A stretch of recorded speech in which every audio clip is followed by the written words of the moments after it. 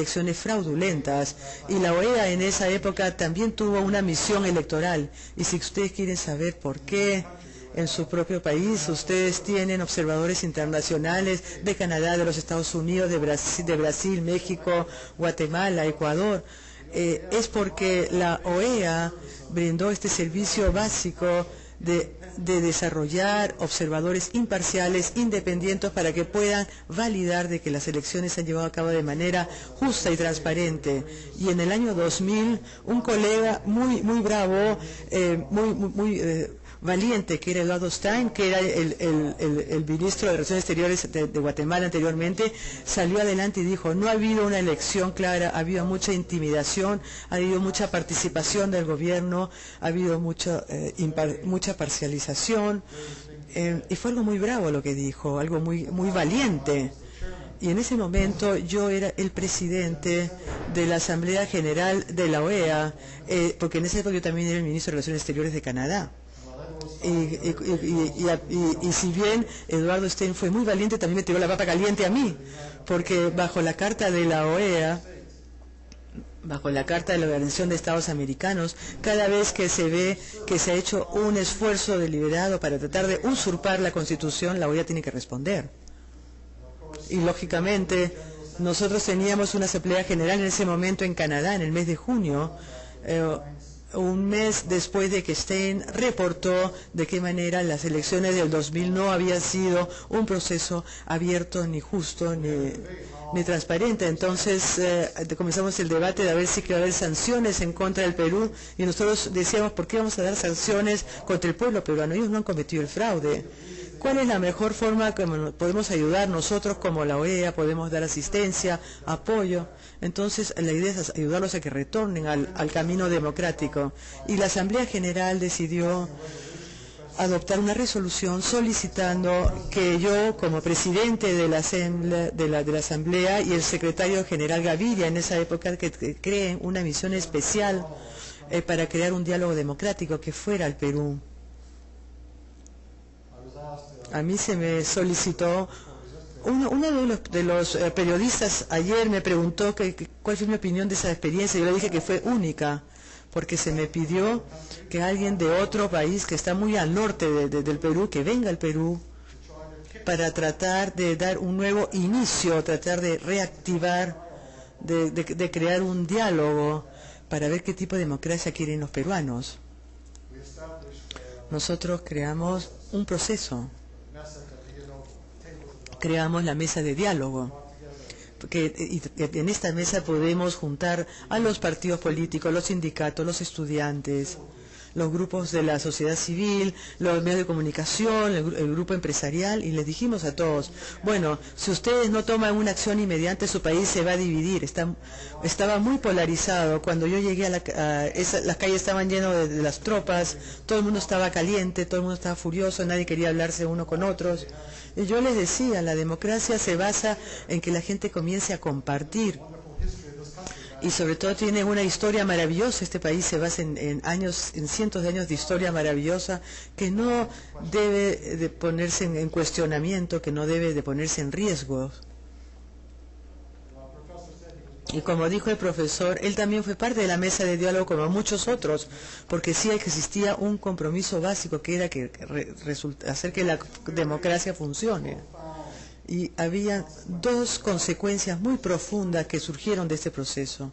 Primero, fue una que sucedió en este país, y que fue que se acordó sobre una serie de objetivos democráticos. Cuando estábamos volando por los Andes con el secretario Gaviria y algunos asesores, lo que dijimos es: lo que necesitamos hacer es colocar enfrente del pueblo peruano lo que nosotros creemos que son los elementos básicos para que funcione la democracia. No solamente las elecciones, sino los medios para que esto sea honesta y abierta.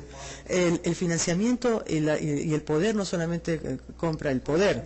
Los programas y la educación y la reforma socioeconómica es lo que vale para que la gente sienta que está participando en la sociedad. Ese es el tipo de cosas que realmente hace que funcione una democracia. No solamente es la maquinaria electoral, es simplemente implementar una sociedad en donde la gente cree que piense que son respetados, que se toleran sus puntos de vista, que tienen un derecho para poseer cosas, que tienen derecho para participar. Y esos son los principios que se debatieron, se discutieron acá en este país durante muchos meses en la mesa de diálogo y finalmente se llegó a un consenso. Y en base a este consenso que se crearon unas nuevas leyes electorales. El Congreso, después del 2001, vio que habían principios y se dieron cuenta que tenían que traducir estos principios en un nuevo conjunto de leyes. Entiendo que muchos de ustedes en este auditorio son estudiantes de Derecho. Entonces acá había un caso en que la ley fue muy importante. Era la piedra de base, era el tema central de que el Estado de Derecho se debía de aplicar acá en el Perú. Y que ninguna persona, ningún presidente, ningún político, ningún militar, ningún presidente académico estaba por encima de las leyes. La ley era la piedra básica de la democracia. Entonces, luego el Congreso aprobó las leyes electorales para asegurar que los partidos podían gobernarse por eso, que ya no había la posibilidad de que los manipulen desde arriba, sino que habían primarias en las cuales los candidatos podían ser elegidos. ¿No? También había una reforma que iba a haber el financiamiento, había un cambio importante en los medios de comunicación para que no sea totalmente controlado por el gobierno, sino que iba a ir más dentro de un sistema privado, pero durante la elección los partidos iban a tener acceso libre a estos medios de comunicación, y también que iba a haber una nueva maquinaria de autoridades electorales que iban a determinar de que los votos no se iban a olvidar o se iban a contar mal o se iban a colocar donde no debían ponerse. La elección que se va a desarrollar el día domingo es un resultado directo de los compromisos que se hicieron en el año 2000, de las leyes que se aprobaron después del 2001, y esa es la razón por la cual es una prueba muy importante en términos de garantizar de que el camino a la democracia, que los principios que se sentaron ahora se van a traducir en un sistema efectivo de gobierno. Entonces, luego de toda esta propaganda, de todo este ruido, de todas estas campañas y todas las manifestaciones que se ven, todo eso es parte de la diversión y la excitación de por qué las elecciones pueden llegar a involucrar a tanta gente, pero siempre tienen que recordar cuál es el propósito de las elecciones.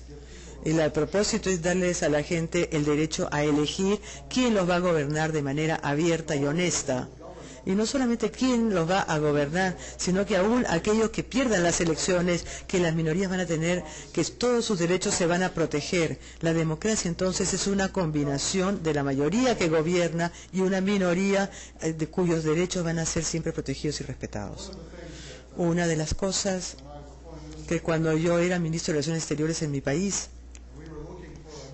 estábamos viendo una nueva forma de ver el entorno internacional después de la Guerra Fría, y una vez que terminó la Segunda Guerra Mundial, nosotros pensamos, tenemos que mirar el mundo desde una perspectiva diferente. Normalmente a los gobiernos les gusta hablar mucho sobre la seguridad nacional, defender sus fronteras, defenderse contra la invasión, defenderse contra los terroristas. No hay nada de malo en eso. Pero también nosotros pensamos, hay algo muy importante que se llama la seguridad humana, la protección de los derechos de la gente.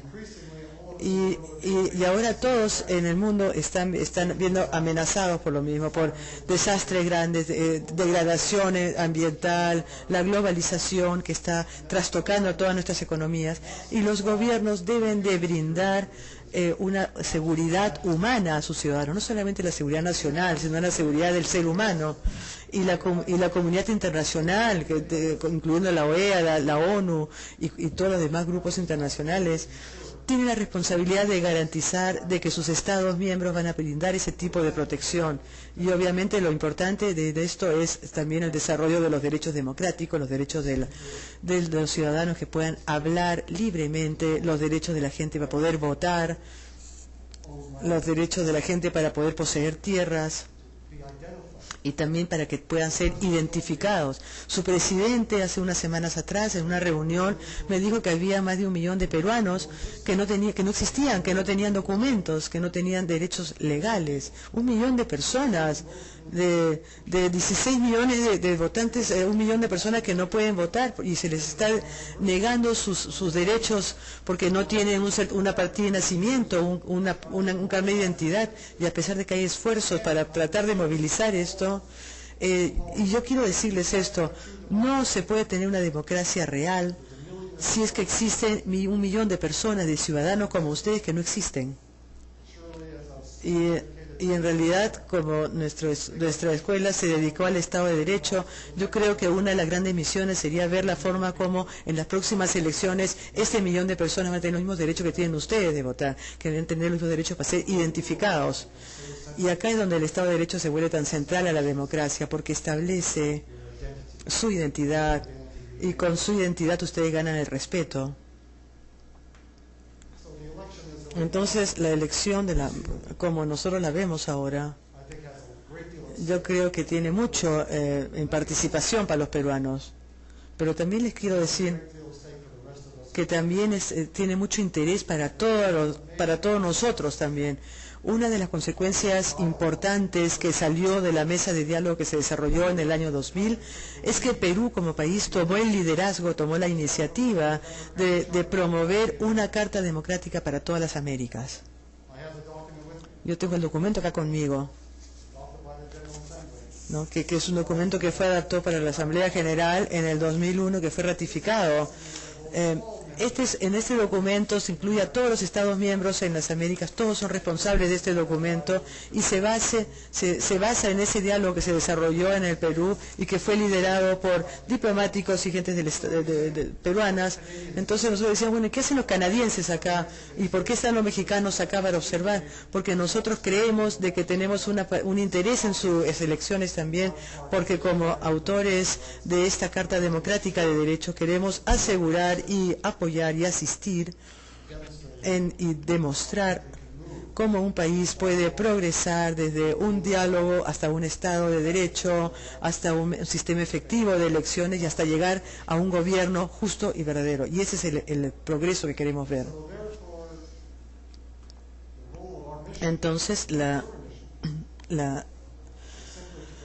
tarea de nuestra misión es dar todo el apoyo que podamos, asistencia técnica para ayudar a diseñar una nueva maquinaria de elección, porque esta es una elección complicada, son 3 elecciones en uno, ¿no? Presidente, congresista, Parlamento andino, son 2.800 candidatos. Quiero decirlo que en mis elecciones había solamente 3 candidatos, y eso para mí a 3 eran demasiado. Y quiero informarles muy honestamente que hemos pasado mucho tiempo como misión de la OEA, hemos pasado mucho tiempo evaluando todo el trabajo que han desarrollado las autoridades electorales. Hemos visto las computadoras, los sistemas informáticos, hemos visto todas las salvaguardas, y realmente creemos que el sistema es uno que puede producir una elección justa y transparente, que ha sido diseñado para brindar protección contra cualquier abuso o violación. Y ustedes como votantes deben tener confianza como peruanos de que si el sistema funciona, no digo que sea perfecto, pero en realidad sí funciona, entonces que sí, que va a producir efectivamente resultados que van a reflejar el interés de todos acá en el país. Pero también depende de mucha buena voluntad, de mucha paciencia, de mucha tolerancia de actitud. La democracia, y no hablo como jefe de misión, sino alguien que ha estado en la vida política durante 30 años, ustedes pueden estar ya bastante, pueden haber usado mucho la base de la democracia. Si existe demasiado antagonismo, si existe mucha furia, mucha violencia, mucha intimidación, mucho de no respetar al oponente, aun cuando uno fundamentalmente no esté en desacuerdo con los otros, pero si la cosa se llega a volver tan polarizada que no existe un puente tendido entre los dos, no se puede tener un sistema democrático, simplemente no va a funcionar. Entonces es tan crucial, conforme nos acercamos al día de la elección, que a pesar de que la adrenalina está presente, que la excitación está presente en el aire, que la gente se mantenga calma, prudente, se mantenga interesada. Van a haber resultados en las elecciones seguramente a partir de las 4 de boca de urna, pero en realidad hay algunos estadísticos acá, no sé, no quiero herir los sentimientos de nadie, pero los estadísticos son gente matemática muy inteligente que piensan que por